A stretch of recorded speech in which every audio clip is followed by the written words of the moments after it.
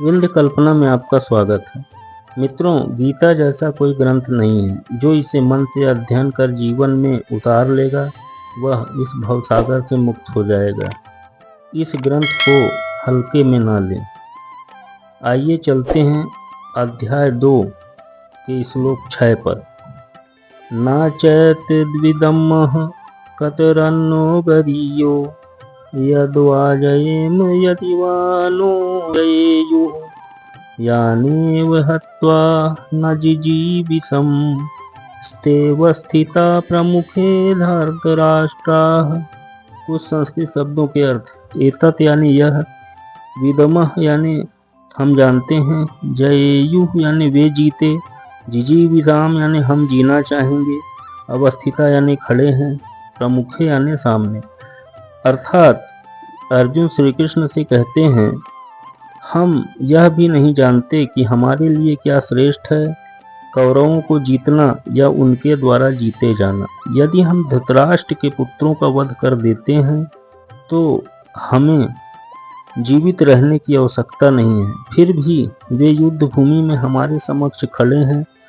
इस श्लोक का यही अर्थ है। थोड़ा और समझें तो अर्जुन के समझ में ये नहीं आ रहा था कि वह क्या करे, युद्ध करके अनावश्यक खून खराबे का कारण बने। हालांकि एक क्षत्रिय होने के नाते अर्जुन का धर्म है युद्ध करना, या फिर युद्ध न लड़ने यानी युद्ध से विमुख होकर भीख मांगकर जीवन यापन करना। यदि अर्जुन शत्रु पर विजय प्राप्त नहीं करते तो उनके लिए जीविका का एकमात्र साधन भिक्षा ही रह जाती है। अभी जीत भी तो निश्चित नहीं है, क्योंकि अभी तो कोई भी पक्ष विजयी हो सकता है।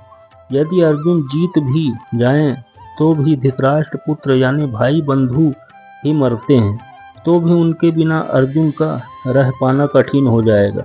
इस स्थिति में भी अर्जुन की हार होगी। अर्जुन द्वारा इन विचारों को व्यक्त करना उन्हें भगवान का भक्त सिद्ध करता है। अर्जुन न केवल भगवान के भक्त थे, बल्कि मन तथा इंद्रियों पर पूर्ण नियंत्रण रखने वाले थे। राज परिवार में जन्म लेकर भी भिक्षा मांगकर जीवित रहना अर्जुन की विरक्ति का दूसरा लक्षण है। अर्जुन में ये सारे गुण तथा श्री कृष्ण के उपदेश में श्रद्धा, ये सब संकेत करते हैं कि वह सचमुच पुण्यात्मा है। इससे ये निष्कर्ष निकलता है कि अर्जुन मुक्ति पाने के सर्वथा योग्य है।